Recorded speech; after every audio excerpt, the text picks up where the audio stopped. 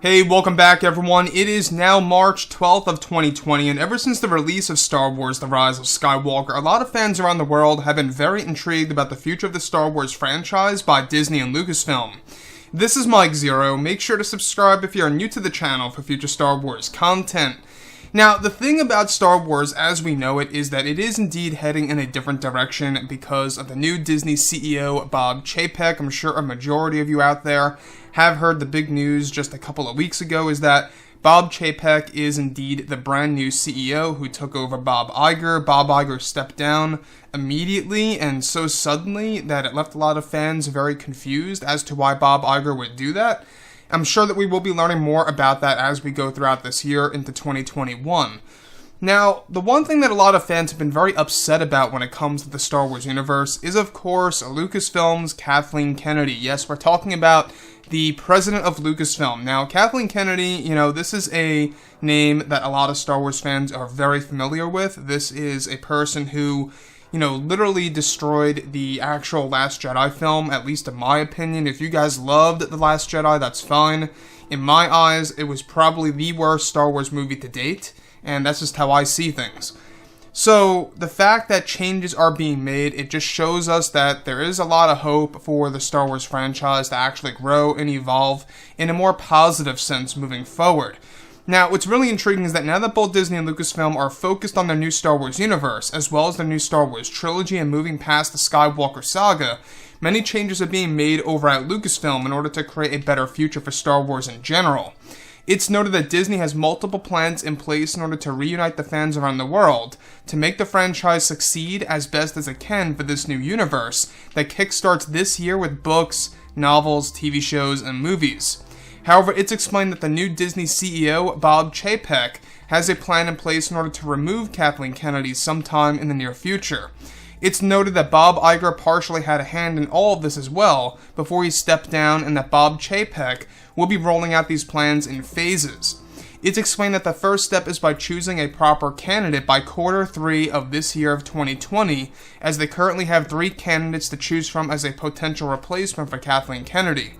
Once Q3 of 2020 arrives, Bob Chapek will have to come to the conclusion of who will take over as the new head of Lucasfilm.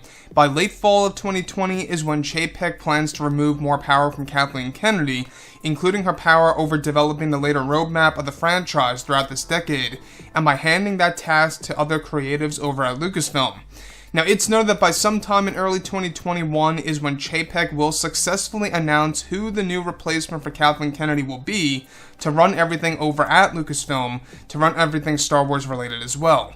So, the thing about Chapek is that there is a lot of change happening over at Lucasfilm, and we can already see a prime example of this with the Kenobi TV series. I don't know if you guys heard, but the production for that TV show was delayed.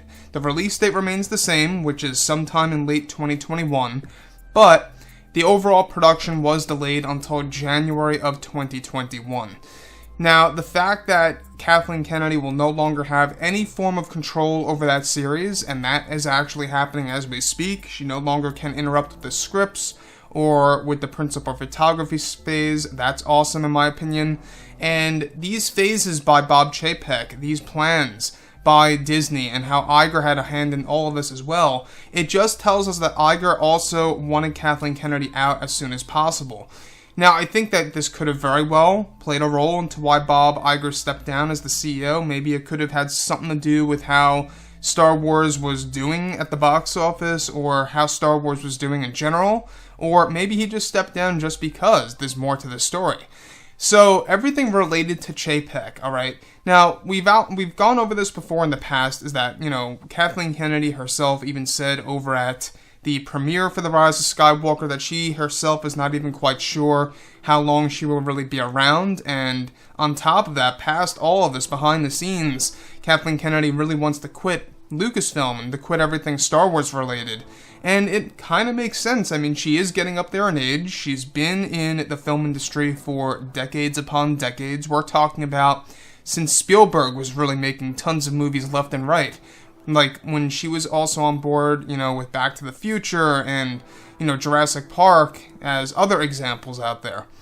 Now, when we look at everything related to Kathleen Kennedy, obviously, stripping her power by Q3 of 2020 is a good thing. Because I still believe that even though she has no creative control over the new Star Wars films and TV shows and other things around the world, the fact that she's going to actually no longer have a role in developing a roadmap, I think is also a good idea. Keep in mind that it was Kathleen Kennedy's idea to create a hiatus of Star Wars movies. This is the reason why we have a gap in between of Star Wars films, why there's no Star Wars films after The Rise of Skywalker for a little bit, not too long, but for a little bit, and that was all because of Kathleen Kennedy. So anyways, guys, drop a comment below. Let me know what you think about all of this in the comments. And if you guys did enjoy the content for today, do make sure to drop a thumbs up on this video to support the channel. I thank you all so very much for the kind support, and I'll catch you guys next time.